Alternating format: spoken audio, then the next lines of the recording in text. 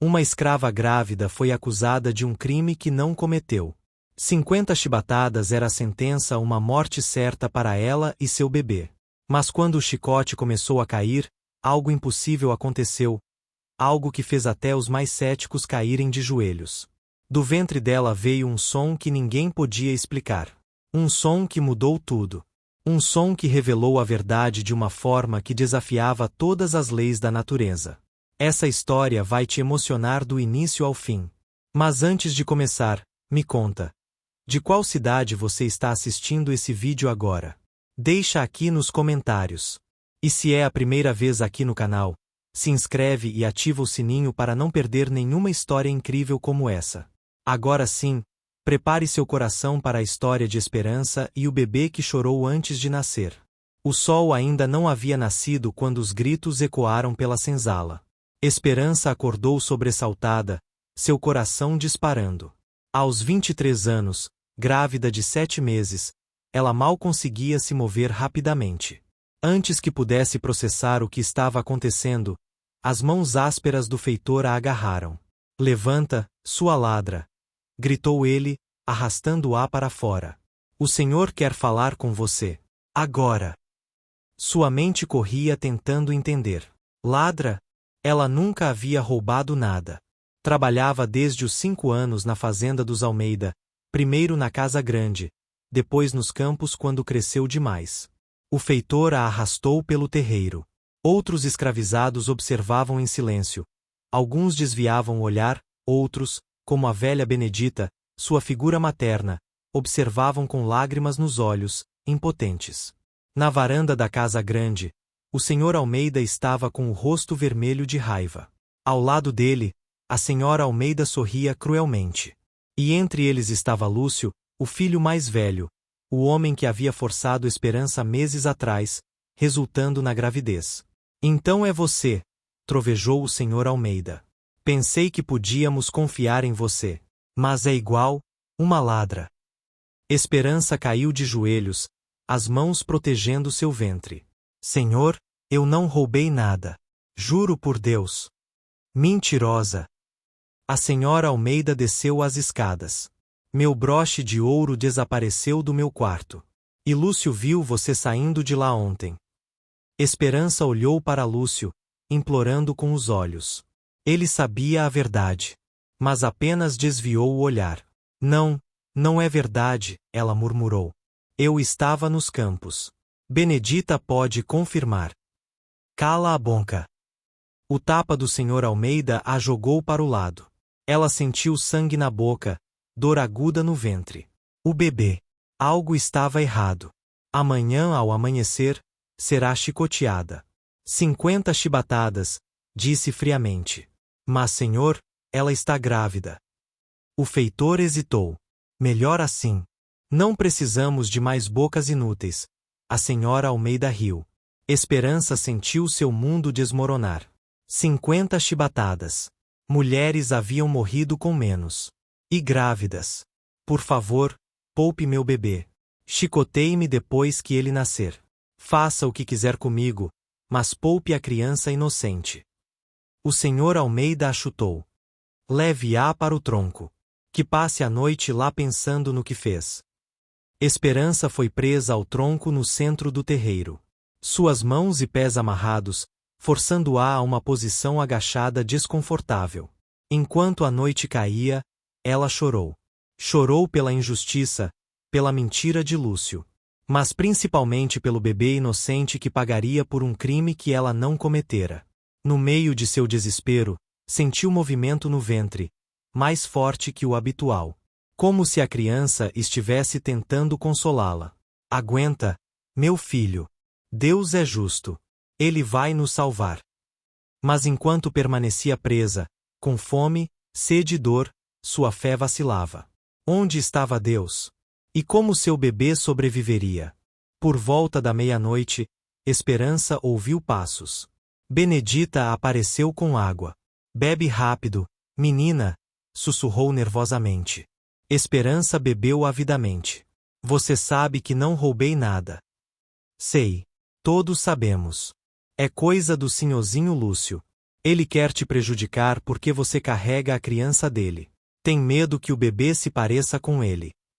Esperança sentiu náusea. Então vai me matar para esconder o que fez. Vamos orar, disse Benedita firmemente. Deus vai mostrar a verdade. As duas oraram juntas na escuridão. Quando Benedita partiu, Esperança se sentiu menos sozinha, mas o medo permanecia. Às 3 da manhã, João apareceu nas sombras. Escuta bem, sussurrou urgentemente. Vi a senhora Almeida escondendo o broche. Ouvi ela falando com Lúcio. Foi tudo planejado. Ela quer te punir porque sabe que o bebê é dele. Esperança fechou os olhos, lágrimas caindo. Teresa está disposta a testemunhar ao padre, João continuou. Mas ele só vem na próxima semana. Estarei morta em uma semana. Não. Você vai sobreviver. Tem que sobreviver. Por esse bebê. João ficou em silêncio, então disse: tem um jeito de mostrar a verdade antes da chicotada. Vai precisar de fé. Deixa o bebê falar. Antes que Esperança pudesse perguntar o que isso significava, João já se afastava. O céu começava a clarear. O dia da punição havia chegado. O feitor a soltou do tronco e a arrastou ao centro do terreiro. Suas mãos foram amarradas ao poste. Todos os escravizados foram forçados a assistir. A família Almeida saiu vestida em roupas finas. A senhora sorria satisfeita. Que isso seja uma lição, declarou o senhor Almeida. Esta mulher roubou e agora pagará o preço. O feitor pegou o chicote. Esperança fechou os olhos. Senhor, se é sua vontade me levar, poupe meu bebê. Ele é inocente. Mostre a verdade. O primeiro golpe caiu. A dor era insuportável. O chicote rasgou sua pele, sangue quente escorrendo. Ela mordeu o lábio, mas quando o terceiro golpe veio, gritou: 1, 2, 3. O feitor contava. No quarto golpe, Esperança sentiu dor profunda no ventre. O bebê. Contrações começavam, muito cedo, perigosamente cedo. 4, 5, 6. A dor no ventre ficava mais forte. Algo quente escorria por suas pernas. O bebê estava vindo. 7, 8, 9, 10. E então aconteceu. Do ventre de Esperança veio um som, alto, claro, impossível. Um choro. O choro de um bebê. Mas o bebê ainda estava dentro dela, não nascido. E todos ouviram. O feitor parou, congelado. O chicote caiu de suas mãos. Santíssima Virgem Maria, sussurrou fazendo o sinal da cruz. O choro continuou, vindo claramente do ventre. Alto, saudável, como se o bebê estivesse protestando contra a injustiça. Um som que desafiava todas as leis da natureza. Pessoas caíram de joelhos. É um milagre. Deus está falando através da criança. A senhora Almeida empalideceu. Isso é bruxaria. Mas o senhor Almeida reconhecia um sinal divino. Um bebê chorando dentro do ventre, protestando. Se isso não era Deus, o que seria? Parem! Ele gritou. O padre Fernando correu da casa de hóspedes. Vendo a cena, a mulher grávida sangrando, o choro impossível, caiu de joelhos. É um milagre. Esta criança está testificando a inocência de sua mãe. Deus está falando através dela. É truque, gritou a senhora Almeida. Mas o padre colocou a mão no ventre de Esperança. O choro ficou mais alto. Ele sentia vibrações sobrenaturais. Este não é truque. É a mão de Deus. E se Deus defende esta mulher, quem somos nós para condená-la? Lúcio de repente gritou. Basta! Ela não roubou nada. Fui eu. Eu escondi o broche para culpá-la. Todos se viraram, chocados. O quê? Rugiu o senhor Almeida. Lúcio desceu tremendo. O choro do bebê o acusava diretamente. Eu a forcei. Há 7 meses. Quando ela estava no celeiro. Tive medo que o bebê se parecesse comigo. Então conspirei com mãe para nos livrarmos dela. A senhora tentou negar, mas o padre olhava com novos olhos. Você sabia que seu filho havia violentado esta moça e conspirou para matá-la e ao seu neto. O silêncio foi ensurdecedor. Mesmo o choro do bebê parou, sua missão cumprida. A verdade havia sido revelada. Esperança pendia do poste, mal acreditando. Seu milagroso bebê a havia salvado. O padre Fernando moveu-se rapidamente, cortando as cordas que prendiam Esperança ao poste. Ela desabou em seus braços, seu corpo tremendo de dor, exaustão e choque. O sangue de suas costas manchava a batina branca do padre, mas ele não se importava. Com a ajuda de Benedita e outras mulheres, ele a carregou cuidadosamente para a sombra de uma árvore grande. Tragam água, panos limpos, ervas para curar feridas, o padre ordenou, sua voz ressoando com autoridade. Ninguém ousava desobedecer, nem mesmo o Sr. Almeida, que estava parado na varanda como uma estátua, seu mundo desmoronando ao seu redor. Enquanto as mulheres cuidavam de Esperança, lavando gentilmente suas feridas e aplicando cataplasmas de ervas, o padre se virou para enfrentar a família Almeida. Seu rosto, normalmente gentil e acolhedor, estava transformado pela justa indignação. Isto é uma abominação, ele declarou, sua voz trovejando pelo terreiro. Não apenas aos olhos de Deus, mas aos olhos de qualquer ser humano decente. Vocês acusaram falsamente uma mulher inocente, planejaram chicoteá-la até a morte enquanto carregava uma criança, e tudo para encobrir o pecado terrível de seu filho. A senhora Almeida tentou recuperar alguma compostura. Padre Fernando, você não entende. Estas pessoas, elas não são como nós. Ela provavelmente seduziu meu filho, tentou. Silêncio! A voz do padre cortou o ar como um chicote. Não ouse adicionar mais mentiras ao seu pecado. Um bebê não nascido chorou do ventre de sua mãe. Deus mesmo interveio para revelar a verdade. E você ainda tenta justificar o injustificável. Lúcio estava de joelhos agora, soluçando. Eu sinto muito. Eu sinto tanto. Eu não queria. Eu não sabia o que fazer. Tinha medo. Medo. O padre olhou para ele com desdém.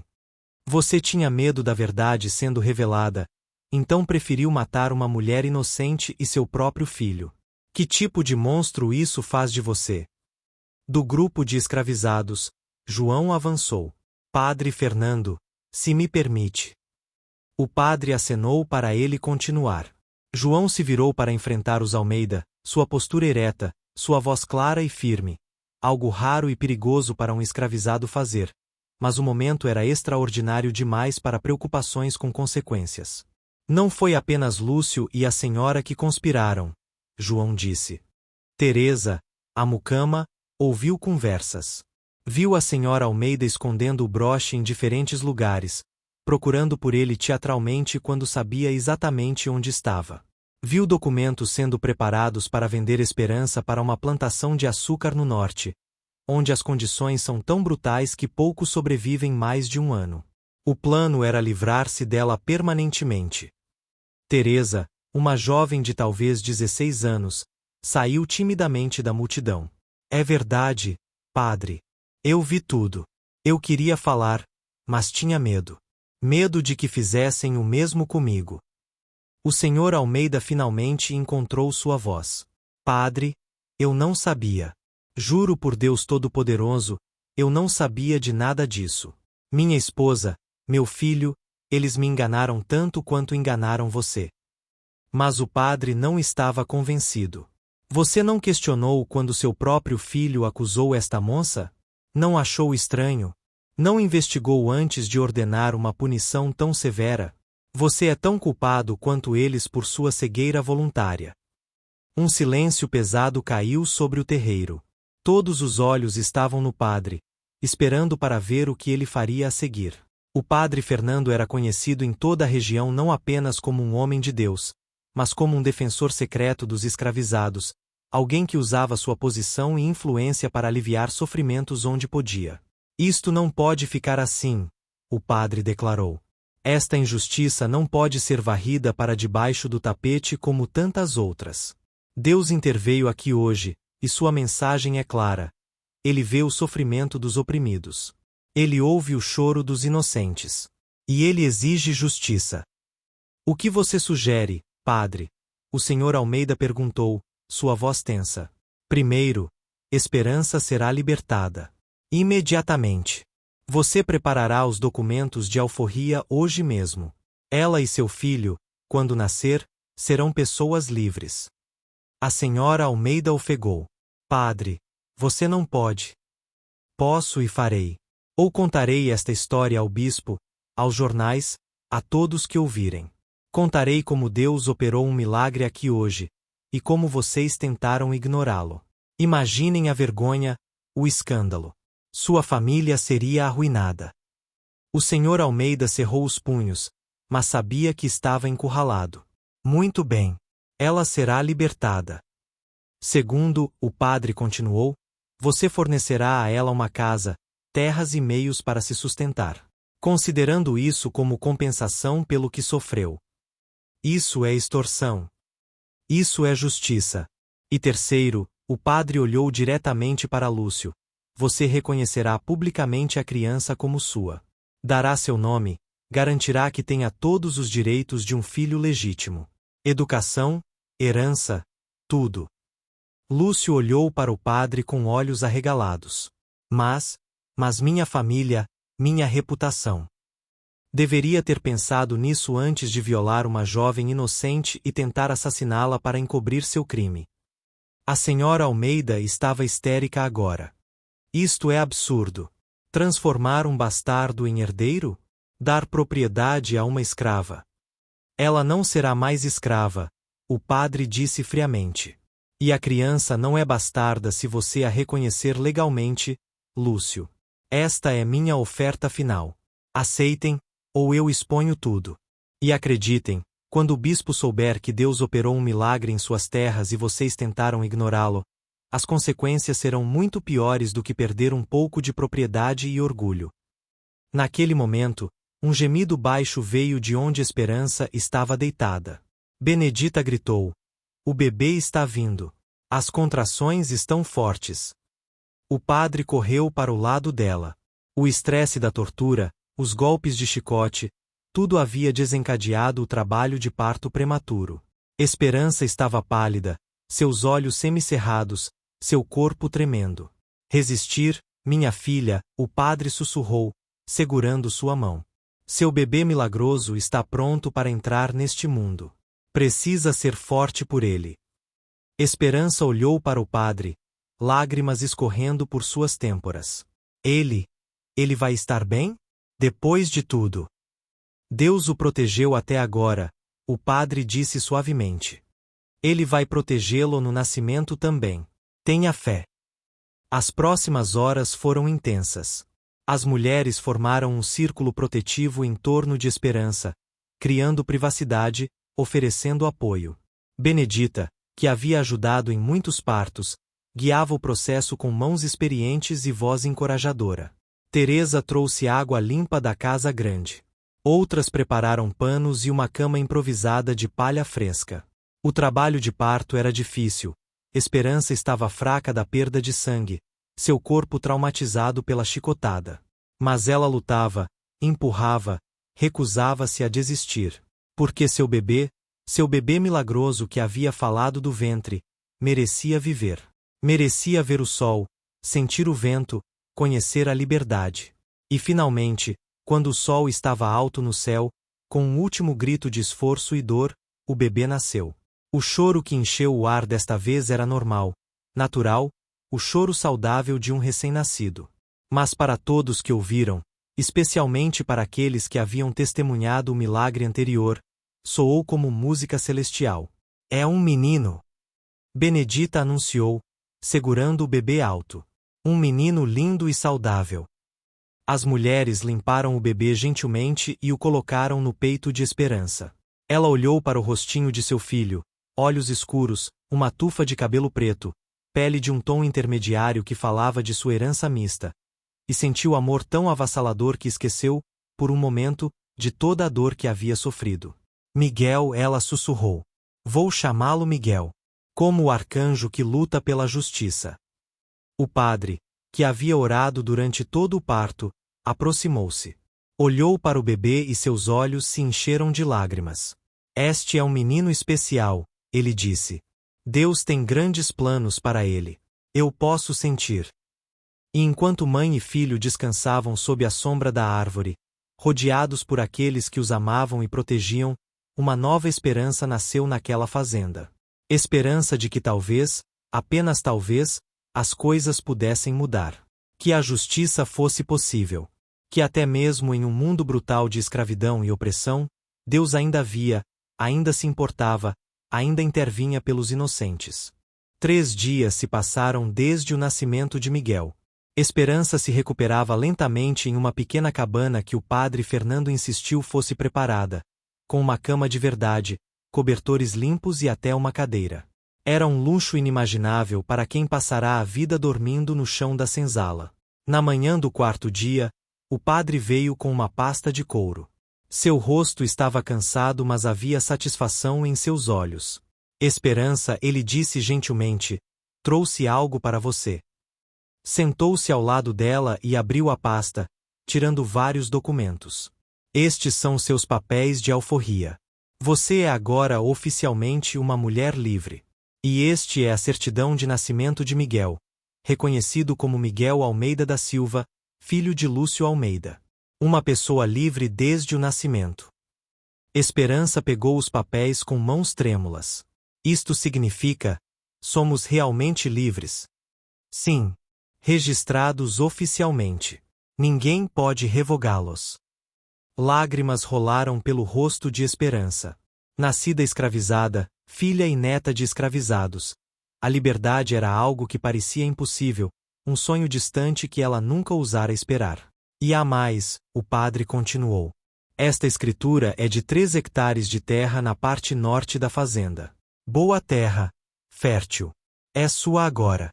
E fundos foram estabelecidos, dinheiro suficiente para construir uma casa, comprar ferramentas, sementes, alguns animais. Era demais para processar.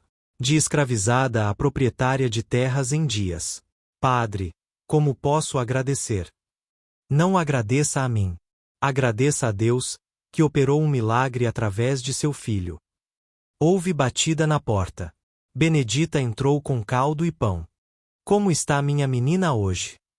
Livre, Benedita, Esperança disse com maravilhamento. Eu sou livre.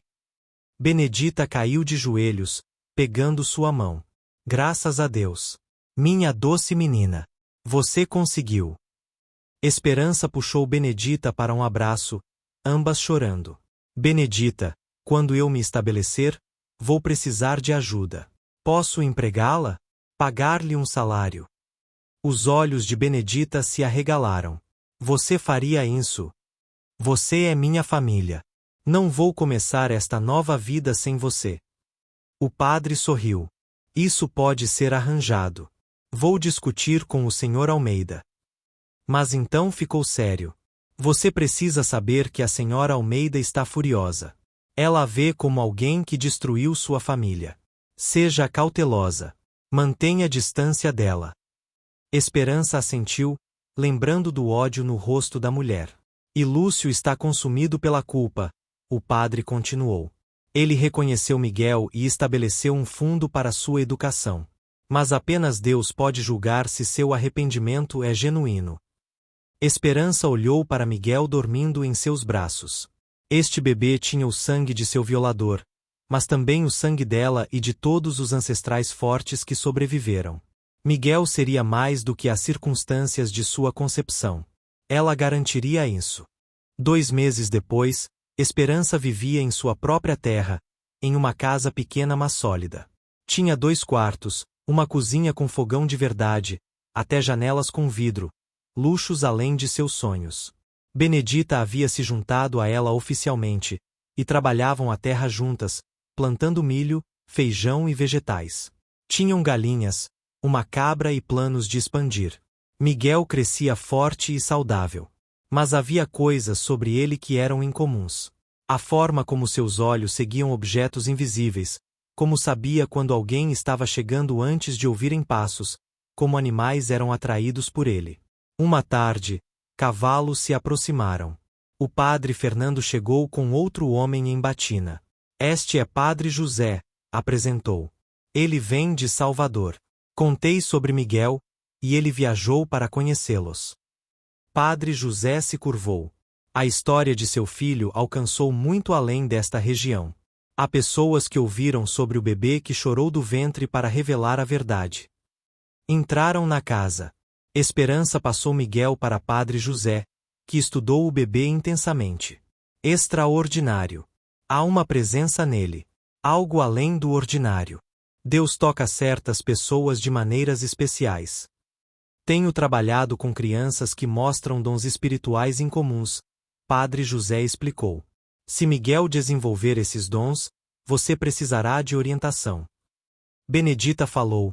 Minha avó tinha o dom da visão. Mas as pessoas a temiam, a chamavam de bruxa. Foi queimada viva.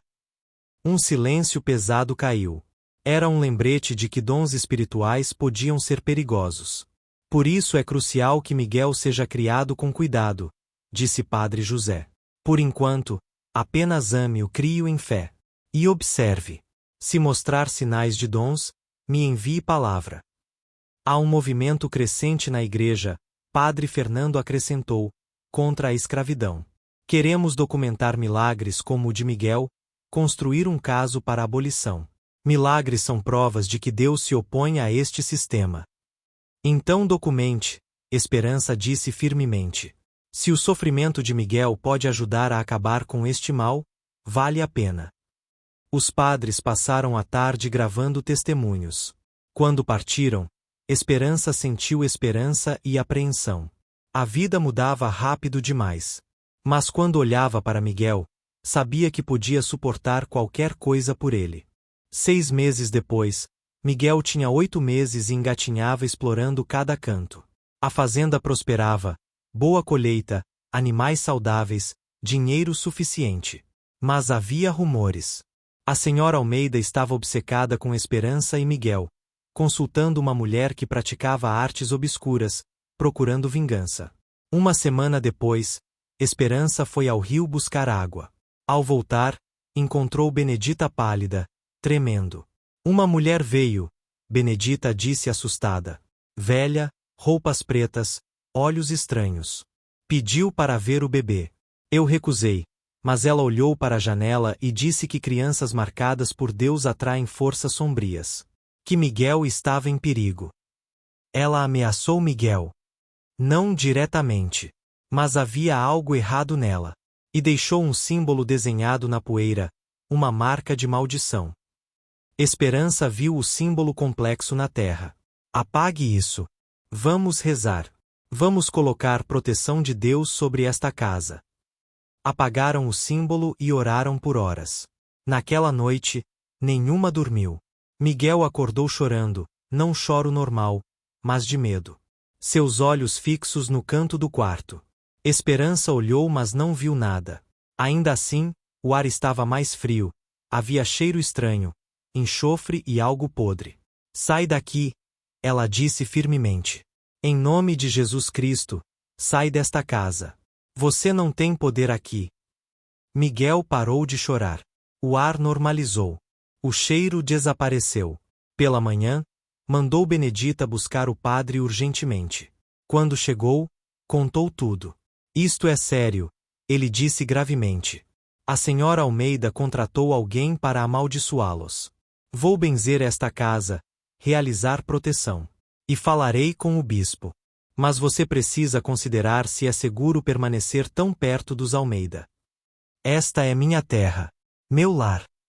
Eu sei. Mas pense na vida de Miguel. Às vezes, a segurança vale mais que a propriedade. Esperança olhou para seu filho, seu coração pesado com decisões impossíveis. O padre Fernando passou 3 dias na propriedade de Esperança, realizando rituais de proteção. Ele caminhou pelos limites da terra, aspergindo água benta e recitando orações em latim. Colocou crucifixos em cada canto da casa e enterrou medalhas de santos nos 4 pontos cardeais da propriedade. Era proteção tanto espiritual quanto psicológica, para afastar o mal e para dar paz de espírito à Esperança. Estes rituais criarão uma barreira espiritual, ele explicou enquanto trabalhava. Não são infalíveis, mas tornarão muito mais difícil para qualquer força negativa penetrar aqui.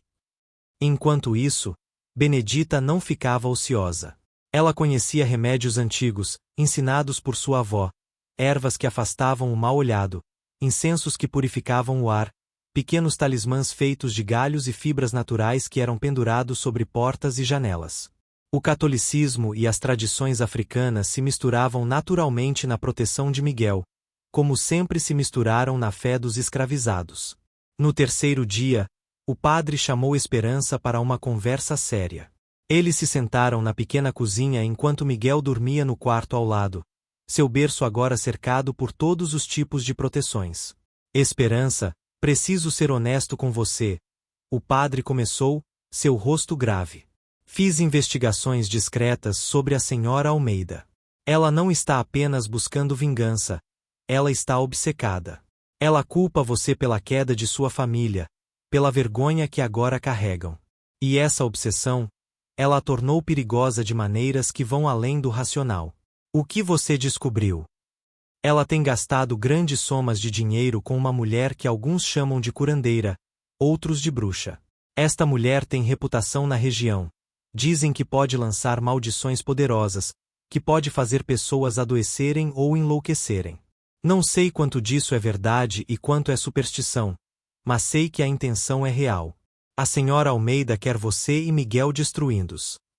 Esperança sentiu um calafrio. Mas temos proteção agora. As bênçãos, as orações. Sim, e elas ajudarão. Mas Esperança, há também perigos mais mundanos. A senhora Almeida tem dinheiro, tem conexões. Ela pode contratar homens para intimidá-la, pode inventar novas acusações contra você, pode tornar sua vida impossível aqui. A proteção espiritual não pode defendê-la de ameaças físicas e legais. Esperança ficou em silêncio, processando.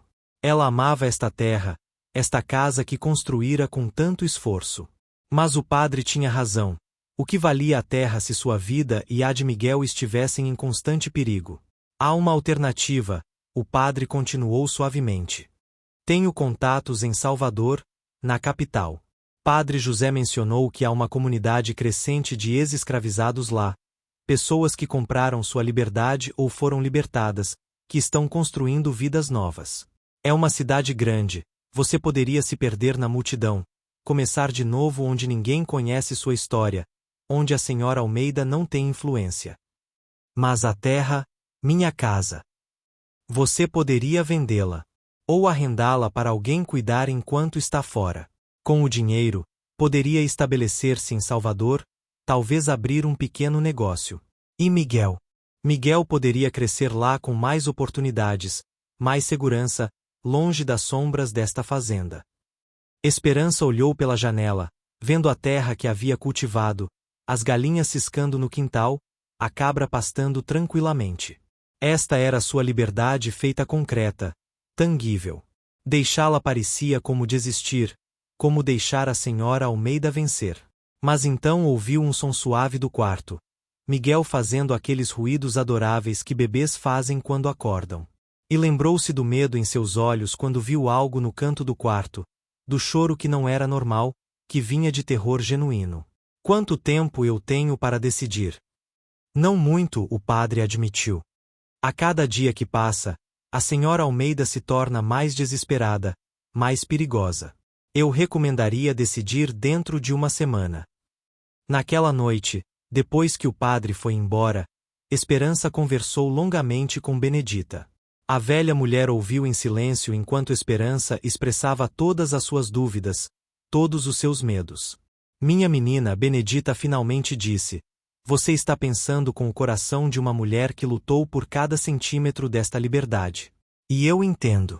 Mas precisa pensar também com o coração de uma mãe. O que é melhor para Miguel? Segurança ou propriedade? Paz ou princípios? Mas fugir? Parece como deixar ela ganhar. Não é fugir. É escolher lutar outra batalha em outro lugar. E às vezes, minha menina, a vitória não é ficar e resistir, é sobreviver e prosperar apesar de tudo. Esperança passou os próximos dias em oração e reflexão. Ela visitou cada canto de sua propriedade, memorizando detalhes: a forma como o sol batia no jardim pela manhã, o som do rio ao longe, o cheiro da terra depois da chuva. Se fosse embora, queria levar essas memórias com ela. No quinto dia, tomou sua decisão. Chamou o padre Fernando. Vou para Salvador, ela anunciou. Mas não vou vender a terra. Vou deixar João cuidar dela. Ele é um bom homem, trabalhador. Ele pode cultivá-la e me enviar uma parte da colheita. Desta forma, a terra permanece minha liberdade permanece intacta, mas Miguel e eu estaremos seguros. O padre sorriu. Uma decisão sábia. Vou fazer os arranjos. Padre José ficará feliz em ajudar quando chegarem em Salvador. E Benedita vem comigo, Esperança acrescentou firmemente. Vou comprar sua liberdade se for necessário. Ela é minha família. Vamos juntas ou não vou? O padre assentiu. Vou negociar com o Sr. Almeida. Considerando tudo o que aconteceu, acredito que ele concordará em liberá-la por um preço razoável. Os preparativos começaram imediatamente. Esperança vendeu alguns animais, guardou as economias, empacotou suas poucas posses. João foi contatado e concordou em cuidar da terra em troca de uma parte da colheita, um arranjo justo que beneficiava a ambos. A negociação para a liberdade de Benedita foi surpreendentemente fácil. O Sr. Almeida, talvez sentindo culpa, talvez apenas querendo se livrar de mais lembretes do escândalo, concordou em libertá-la por um preço modesto. Quando os papéis foram assinados e Benedita viu sua carta de alforria, a velha mulher chorou como uma criança. Nunca pensei que veria este dia, ela soluçava, abraçando Esperança. Nasci escrava, pensei que morreria escrava. Mas você me deu este presente. Você me deu muito mais, Esperança respondeu, lágrimas também escorrendo por seu rosto. Você me deu amor quando eu não tinha mãe. Me deu força quando eu queria desistir. Me deu esperança quando tudo parecia perdido. Isto é apenas uma pequena parte do que devo a você. Na noite antes de partirem, Esperança teve um sonho. Ela estava de pé em sua terra, mas não estava sozinha. Ao seu lado estava uma figura luminosa. Ela não podia ver o rosto claramente, mas sabia, no jeito que se sabe coisas em sonhos, que era um anjo. O anjo apontou para o norte, para onde Esperança estava indo, e então para Miguel dormindo em seus braços. Este é apenas o começo. A voz do anjo ecoou, não com sons mas diretamente em sua mente. O menino tem um caminho a percorrer, e você é sua guia. Leve-o para onde ele possa crescer forte, onde sua luz possa brilhar sem ser sufocada pelas sombras do passado. A terra pode ser abandonada, mas o propósito nunca é deixado para trás. Esperança acordou com paz em seu coração. A decisão estava tomada, e era a certa. Não estava fugindo, estava avançando, carregando seu filho para o futuro que Deus havia planejado para ele. Na manhã da partida, muitos vieram se despedir. João prometeu cuidar da terra como se fosse sua própria. Teresa, a jovem mucama que havia testemunhado em favor de Esperança, trouxe um pequeno pacote de comida para a viagem. Outros escravizados vieram em silêncio, tocando sua mão, olhando para Miguel com algo como reverência, como se soubessem que estavam vendo algo especial, algo histórico. E então, algo inesperado aconteceu. Lúcio apareceu. Ele estava mais magro do que Esperança se lembrava, seu rosto marcado pela culpa e noites sem dormir. Ele se aproximou hesitantemente, mantendo distância respeitosa. Eu vim me despedir, ele disse, sua voz rouca. E trazer isto. Ele estendeu um envelope grosso. É dinheiro. Para a viagem, para estabelecer-se em Salvador. E papéis, garantindo que Miguel terá acesso a fundos educacionais quando crescer.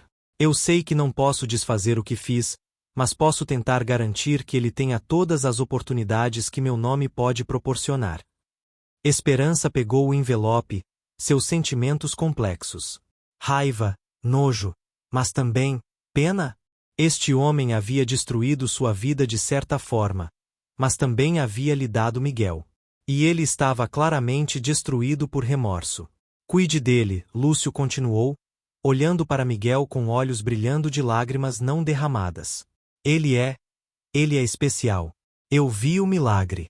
Eu sei que Deus tem planos para ele. E eu espero que algum dia ele possa perdoar a mim, mesmo que eu não possa me perdoar. O perdão não vem de mim ou dele, Esperança disse calmamente. Vem de Deus. Ore por isso, Lúcio. Ore e tente viver de forma que seja digno desse perdão. Ele assentiu e se virou para ir embora. Mas Esperança o chamou, Lúcio. Ele parou. Obrigada. Pelo dinheiro, pelos fundos, pelo reconhecimento dele. Isso mostra que há alguma decência em você, enterrada sob o medo e a fraqueza. Continue procurando por ela. O padre Fernando os levou em sua carroça até o porto mais próximo, onde pegariam um barco para Salvador. A viagem levaria dias, talvez uma semana, dependendo das condições. Mas o padre lhes assegurou que eles seriam recebidos calorosamente quando chegassem. Enquanto a carroça se afastava, Esperança olhou para trás uma última vez.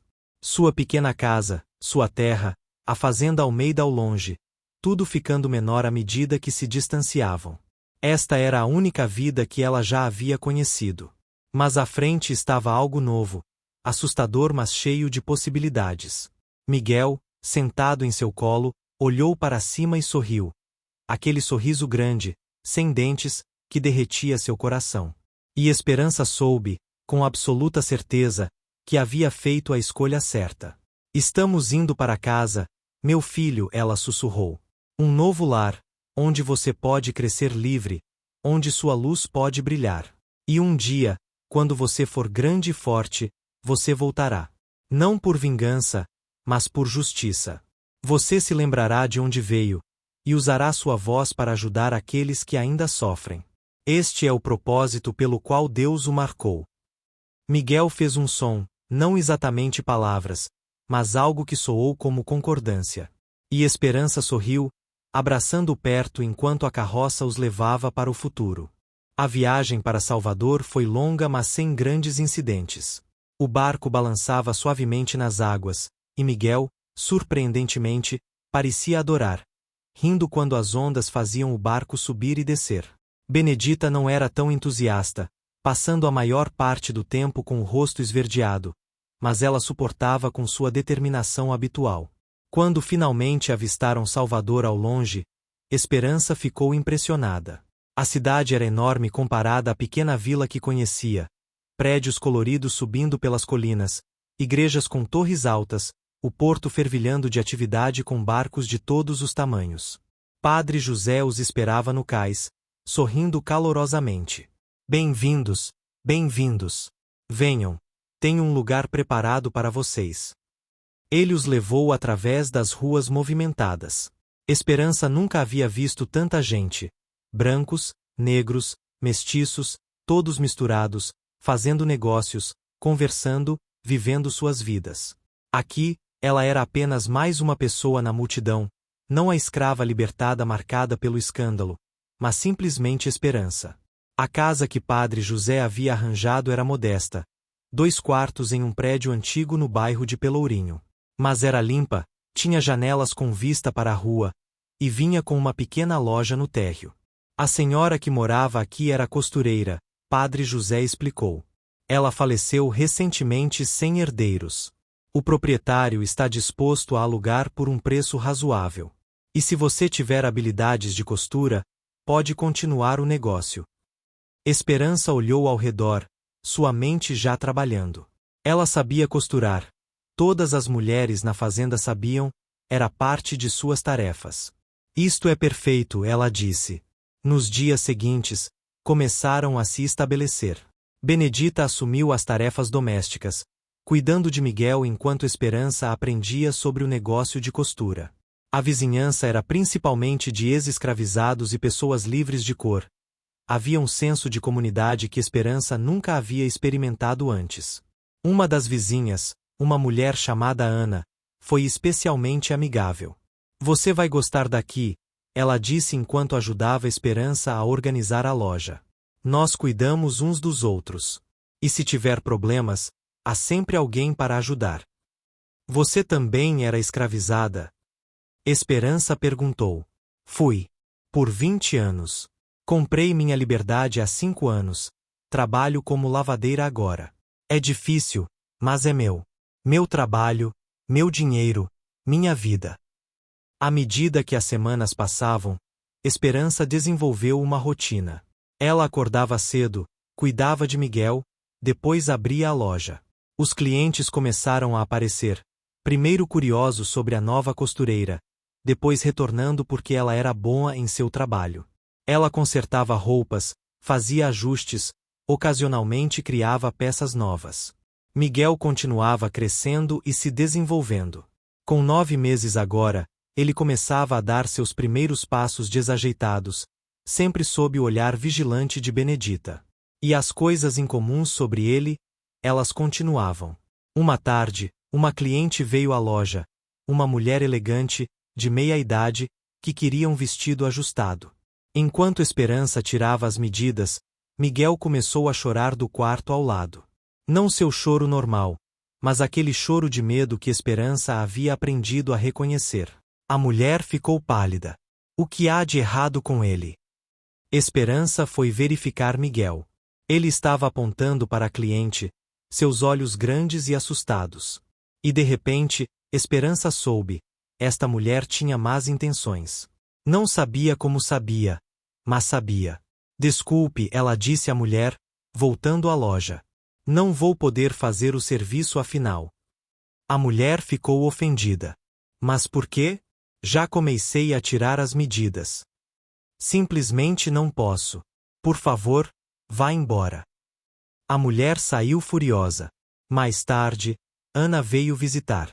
Ouvi que você recusou fazer um vestido para Dona Mariana. Sim, havia algo errado nela. Ana riu. Seu filho tem bom instinto. Dona Mariana é conhecida por não pagar suas contas, por causar problemas com as costureiras e depois culpá-las por trabalho ruim. Você se salvou de muita dor de cabeça. Esperança olhou para Miguel com novo respeito. Como você sabia? Ela sussurrou para ele. Ele apenas sorriu, aquele sorriso inocente de bebê que escondia algo muito mais profundo. Meses se passaram. Miguel completou 1 ano, depois 1 ano e meio. Ele começou a falar, palavras simples no início, mas depois frases inteiras. E algumas das coisas que ele dizia. Mamãe, ele disse uma manhã, o homem da porta vai trazer boas notícias. Que homem, querido? 5 minutos depois, houve batida na porta. Era um mensageiro com carta de João, o homem cuidando de sua terra. A colheita havia sido excelente, ele estava enviando sua parte em dinheiro. Como Miguel sabia? Outro dia, vovó Benedita vai ficar doente, mas vai ficar boa. Esperança estava prestes a rir, mas então Benedita começou a tossir. Por 3 dias ela teve febre, Esperança cuidando dela ansiosamente. Mas no 4º dia, exatamente como Miguel havia dito, ela melhorou completamente. Esperança escreveu ao padre José, contando sobre essas ocorrências. Ele respondeu rapidamente, vindo visitá-los assim que pôde. Como suspeitávamos, ele disse depois de observar Miguel por 1 dia. Ele tem dons. Precognição, discernimento de espíritos, talvez mais que ainda não se manifestou. Estes são dons de Deus, mas precisam ser guiados cuidadosamente. O que devo fazer? Ensine-o a confiar nos dons, mas não depender deles. Ensine-o a usar para ajudar outros, nunca para benefício próprio. E ensine-o, acima de tudo, humildade. Grandes dons podem levar a grande orgulho, e orgulho é a queda de muitos que Deus toca. Padre José começou a visitar regularmente, ensinando Miguel sobre fé, sobre o uso responsável de dons espirituais, sobre o propósito maior pelo qual Deus o havia marcado. E o propósito estava se tornando mais claro. Aos 2 anos, Miguel começou a falar sobre as pessoas acorrentadas que precisam ser livres. Aos 3, Ele perguntava constantemente por que alguns eram livres e outros não. Aos 4, ele declarou: "Quando eu crescer, vou libertar todo o mundo." Esperança sorria quando ele dizia essas coisas, mas no fundo sabia que não eram apenas palavras de criança. Este era o propósito dele, o motivo pelo qual Deus havia operado um milagre. Miguel seria uma voz para os sem voz, um lutador pela liberdade. Quando Miguel tinha 5 anos, Padre José trouxe notícias. O movimento abolicionista está crescendo. Sua história, esperança, o milagre de Miguel, tem sido contada em igrejas, em reuniões, em cartas para a Europa. Você e seu filho se tornaram símbolos de esperança. Símbolos? Sim. A história do bebê que chorou do ventre para salvar sua mãe de injustiça. É poderosa. Move corações. Faz pessoas questionarem o sistema de escravidão. Vocês são parte de algo muito maior. Esperança olhou para Miguel brincando no chão, construindo castelos com blocos de madeira. Ele parecia tão normal, tão comum. Mas ela sabia a verdade. Ele era extraordinário. Marcado por Deus para um propósito especial. Então que assim seja, ela disse suavemente. Se nossa história pode ajudar a libertar outros, se nosso sofrimento pode trazer mudança, então valeu a pena tudo. A dor, o medo, a injustiça. Tudo. Anos depois, quando Miguel tinha 10 anos, vieram notícias da fazenda Almeida. A senhora Almeida havia falecido. Algumas diziam de desgosto, outras de doença. O senhor Almeida havia se tornado recluso, bebendo até a morte eventualmente. E Lúcio? Lúcio havia se tornado padre, dedicando sua vida a trabalhar com os pobres e escravizados, tentando fazer penitência por seus pecados. Esperança não sentiu alegria com essas notícias, nem tristeza. Apenas uma espécie de paz. A roda havia girado. Justiça, de sua própria forma estranha, havia sido servida. E Miguel cresceu forte, inteligente, compassivo. Ele estudou com os padres, aprendeu a ler e escrever com fluência em comum. Ele desenvolveu seus dons espirituais sob orientação cuidadosa, usando-os para ajudar pessoas em necessidade, avisando sobre perigos, confortando os aflitos, curando quando Deus permitia. Aos 15 anos, ele começou a falar publicamente sobre abolição, sua voz clara e poderosa movendo multidões. Aos 20, ele era conhecido em toda a região como o Menino Milagre, agora homem, cuja história inspirava esperança e mudança. E Esperança observava tudo com orgulho e gratidão. Seu filho, concebido em violência mas nascido em milagre, estava cumprindo o propósito para o qual Deus o havia marcado. Ele era luz no escuridão, voz para os silenciosos, esperança para os desesperados.